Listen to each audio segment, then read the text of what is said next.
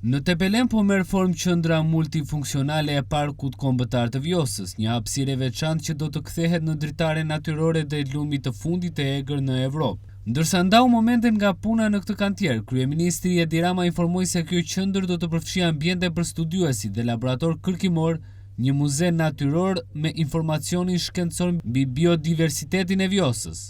Kjo lugin edhe kjo qendër i bën shumë derë në fakt gjithë elementit trashëgimisë natyrore dhe kulturore që ka qarku i Gjirokastrës, Tepelena Gjirokastra, dhe në fakt është një xhevair i shtuar në gjithë trajektoren e vizitueshmërisë që ka ky qark, ku njerëz vizitor nga gjithë bota, përveç bukurive natyrore, bukurive të trashëgimisë kulturore si kalaja e të tjerë, mund të ndalojnë dhe të vizitojnë edhe qendrën e Vjosës, që në të vërtet është edhe një muze i hapur që mbledh bimët endemike,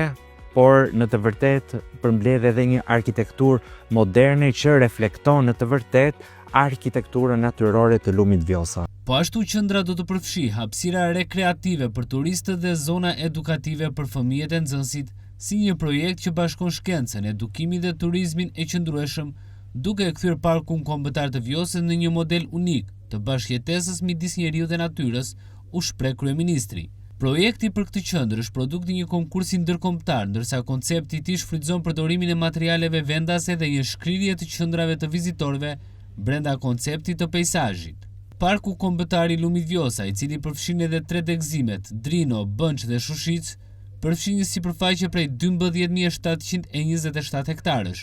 në një vilë lumore prej 480 kilometrash në 4 qarqe të vendit. Për këtë arsye, me vendim të Këshillit të Ministrave është krijuar një zyre posaçme për administrimin e Parkut Kombëtar të Vjosës,